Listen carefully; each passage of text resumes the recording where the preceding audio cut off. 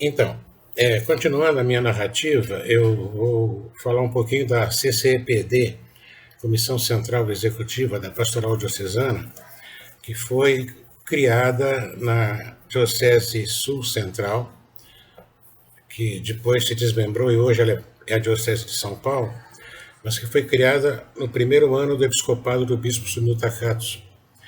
Foi uma comissão criada pelo concílio a partir de uma manifestação, pelo que eu me lembro, da Comissão de Estado da Igreja, que propôs uma radical revisão dos métodos da Igreja. Foi a primeira vez que eu vi se falar em mudança de paradigmas e de se buscar conhecer melhor a realidade das pessoas e das comunidades que formavam a diocese. Naquele tempo, a diocese pegava o estado de São Paulo, Paraná, uma parte de Minas, sudeste de Minas, e o Mato Grosso, que era todo, o Mato Grosso do Sul e o Mato Grosso de hoje. Então era um território imenso, mas nós tínhamos comunidades basicamente no estado de São Paulo, na cidade de São Paulo, algumas comunidades no Paraná, eram bem mais do que depois ficaram sendo. Havia a igreja de Poços de Caldas, que era uma coisa lá de um padre americano, amigo do bispo Soja, nunca ficou muito claro o que era aquela igreja. Porque, na verdade, ele era um auto-executivo de uma mineradora lá em Poços de Caldas e o bispo ordenou ele para o presbitério e ele fez lá uma missão com seus empregados. Quando ele foi embora, acabou a missão. Como sempre, trabalho personalista dá nisso. Bem, a Comissão Central Executiva de Pastoral Diocesana, conhecida como CCPD, foi uma iniciativa pioneira, eu creio. Naquele momento, a Igreja estava ainda com muito vigor em termos nacionais, em termos das dioceses, e várias dioceses estavam tomando iniciativas de revisão de seus métodos, de seus processos, um pensamento missionário maior e tal. Entretanto, lá em São Paulo, a CCPD foi mais ousada. Eu não me lembro bem por que eu fui indicado para fazer parte da CCPD. Porque eu me lembro que a CCPD foi formada pela antiga Comissão de Estado da Igreja, pelo que eu lembro. Talvez o Almir possa ajudar a corrigir isso. E estavam lá os membros da Comissão do Estado da Igreja, depois tinha lá alguém que era do Conselho Diocesano, e eu não me lembro por que eu fui para lá. Eu sei que eu fui indicado meu nome no concílio, eu era leigo naquele tempo. Então, eu não lembro se eu estava em algum cargo diocesano, realmente eu não lembro. O caso é que eu estava nessa comissão, e essa comissão foi, digamos assim, a minha primeira grande experiência de uma visão global da família diocesana. A CCPD deu início a um processo que era uma tentativa, na época, de reunir as comunidades em determinadas regiões para partilharem suas experiências. Esse processo acabou sendo transformado bem mais tarde, quando o bispo Almir, o Almir foi eleito bispo de Brasília e pediu a cooperação dos irmãos e irmãs da Ordem de Santiago. E nós criamos, então, um plano decenal da ação diocesana, o PLA de 90. Ele foi basicamente inspirado naquele processo criado na CCPD, em São Paulo, por volta de 1976, 77, por aí. Não, 76. E aí, depois, mais tarde, eu falo sobre a questão de Brasília, sobre o plano decenal de ação diocesana. Mas a CCPD começou com um processo de avaliação e análise crítica do nosso próprio conceito de igreja, nosso próprio conceito de diocese. Para isso, nós fomos buscar referenciais teológicos. E um material, dentre os materiais que nós estudamos juntos, houve um livro chamado O Fim do Cristianismo Convencional.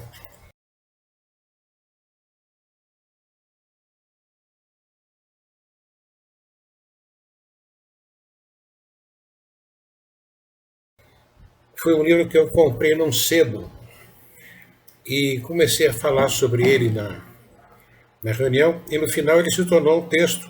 Nós escolhemos textos desse livro, que era um livro grosso, para discutirmos e conversarmos juntos sobre essas questões.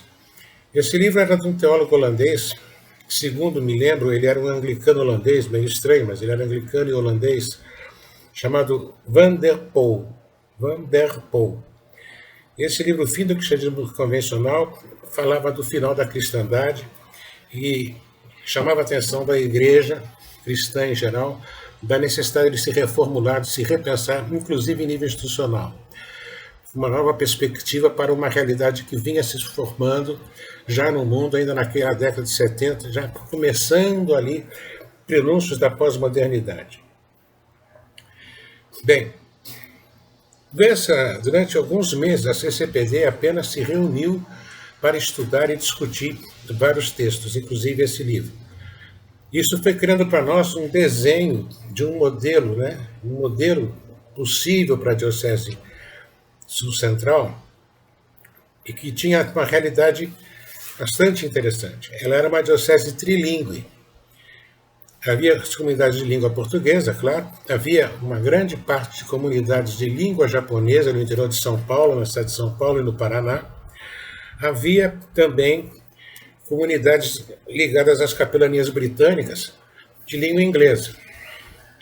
Sem contar que algumas regiões do sudeste do Paraná também se falava alemão.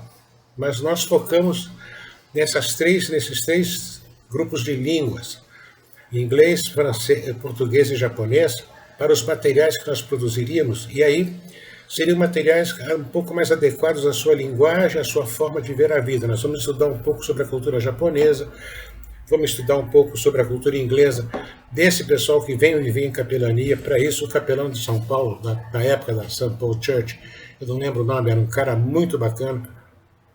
Ele nos ajudou muito a compreender o contexto dessas comunidades que eram de praticamente capelanias britânicas. Nós tínhamos a capelania britânica em Santos, a capelania britânica em São Paulo, e o grupo lá em Poços de Caldas, na verdade, era uma capelania norte-americana, né? Mas era de língua inglesa.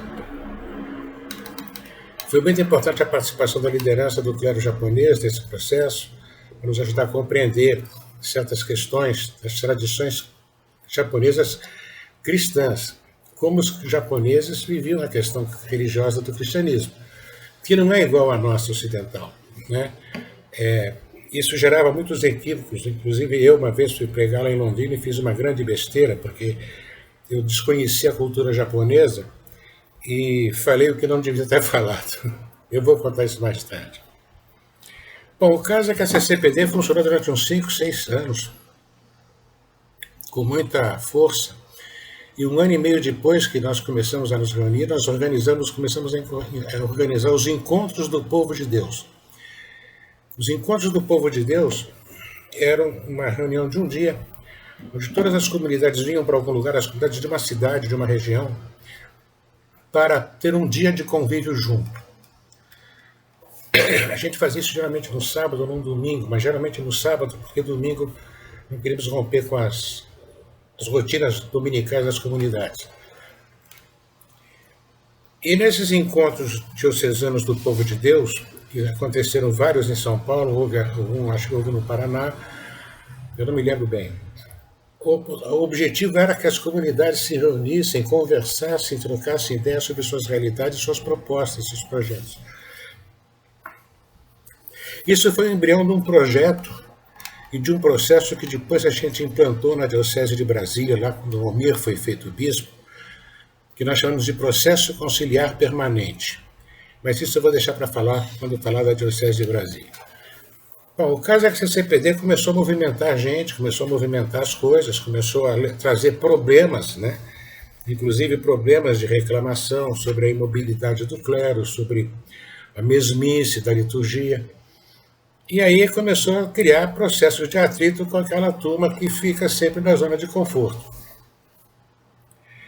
Nesse tempo, nesse inteirinho, eu fui fazer um projeto de missão lá em Dourados, que eu vou contar em seguida para vocês, e a CCPD começou a ser meio problemática com, digamos, grupos mais conservadores na diocese. O caso é que a CCPD acabou, depois de uns 7, 8 anos de funcionamento, né, quando eu, na minha cabeça, chamo isso da grande virada da cabeça do Bispo Takatsu, pressionado pelas questões da instituição, pelos outros bispos, pelo problema da má administração da igreja, que esse é sempre o velho problema da igreja. Ele acabou encerrando a CCPD porque começou a discordar de algumas coisas que a gente fazia. Eu não vou entrar em detalhes aqui, mas alguns dos membros que eu me lembro que eram parte dessa comissão, além de mim, era o reverendo Glênio Rovira, que era o pároco na região do ABC, e ele presidia a comissão. Estava o então professor Sidney, que depois voltou a ser reverendo, depois se tornou bispo do Rio de Janeiro. O reverendo Almir, que depois se tornou bispo de Brasília. Havia uma moça, Dona Olga, uma senhora, Dona Olga, que era ligada às indústrias de queijo lá no estado de São Paulo, uma pessoa muito competente, inclusive, para conversar. Nós tínhamos algumas assessorias de fora da igreja, gente, por exemplo, do antigo do antigo CEDI, que depois se tornou a Coinonia, que nos ajudou a fazer uma série de análises socioeclesiológicas nesse processo de discussão e de revisão da vida diocesana. Tivemos também a participação, em alguns momentos, dos professores do antigo seminário. O reverendo Marasquim várias vezes falou conosco, esteve reunido conosco nos dias do Encontro do Povo de Deus, o reverendo Glauco, né? O próprio bispo participava das reuniões, mas ele nunca tomava decisão, ele participava como membro ao seu ofício e opinava e acolhia muitas vezes as críticas que eram feitas. Bem, o fato é que depois de um bom tempo a CCPD acabou. Como sempre, quando alguma coisa começa realmente a mexer com a igreja, as forças reacionárias se juntam e acabam pressionando as autoridades eclesiásticas. E a autoridade eclesiástica parece que tem um ponto fraco, que é aceitar ser sempre pressionado pelos grupos que mais têm dinheiro, que geralmente é o pessoal mais conservador. Bom, o caso é que no meio desse processo, eu acabei de fazer um trabalho de missão em Dourados. Eu vou contar para vocês como é que isso aconteceu, mas no próximo vídeo. O que eu quero chamar a atenção aqui, nessa questão da CCPD, é que, pela primeira vez que eu lembro, desde que eu cheguei na Igreja Episcopal, quer dizer, naquele tempo eu tinha uns 7, 8 anos de igreja, quando isso começou, mas que eu vi realmente um grupo sério envolvido e empenhado em fazer um trabalho fundamentado teologicamente, sociologicamente, psicossocialmente, pensando em termos de pastoral e missão. Não era nenhuma aventurinha de vamos fazer uma campanha disso e daquilo, mas era um processo de envolver as comunidades, um processo que se tornaria permanente com o tempo. E, de fato, quando o bispo Almir assumiu a Diocese de Brasília, os irmãos da Ordem de São Tiago que foram para lá ajudá-lo, trabalharam com essa perspectiva, com essa visão, e isso nós chamávamos na época, lá em Brasília, de processo conciliar permanente. Essa foi uma grande novidade. Quando falar de Brasília, eu vou mostrar para vocês os resultados que isso deu. Bem, eu vou parar por aqui, porque a minha voz não está lá muito legal, e eu não quero misturar dois temas. Então, sobre a CCPD, foi a primeira grande experiência que eu vi em termos de um trabalho com competência, com gente séria, responsável, de tentar fazer uma mudança de paradigmas na igreja. Não deu certo totalmente, mas deixou muitas sementes que com certeza foram utilizadas aqui e ali pelas pessoas. Eu quero registrar também que na época a Diocese Sul-Ocidental, Santa Maria, estava atuando já com planos de trabalho, projetos de leitura bíblica, projetos de formação cristã. Quer dizer, havia também um processo desse trabalho na região de Porto Alegre, lá na então Diocese Meridional, que compreendia também a região de Pelotas. Quer dizer, estava acontecendo, ainda havia uma certa vontade de fazer a igreja crescer, não no sentido de multidão, mas a igreja crescer como conhecimento de si mesma, como proposta teológica e pastoral. Infelizmente, eu não vejo mais isso hoje. Eu vejo um monte de gente bem interessada em fazer as coisas, mas sem serem capazes de se organizar enquanto movimento ou de ver processos institucionais que apoiem realmente essas iniciativas. É uma pena, mas como eu sempre digo, igreja é uma coisa, instituição eclesiástica é outra.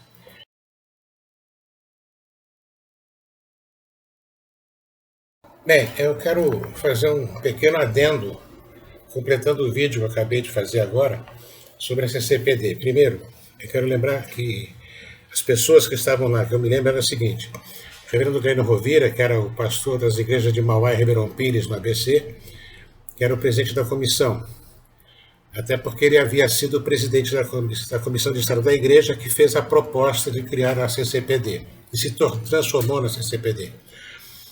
Além disso, estava também, como eu disse, o reverendo Almir, hoje bispo de Brasília, o professor Sidney, que foi bispo depois do Rio de Janeiro,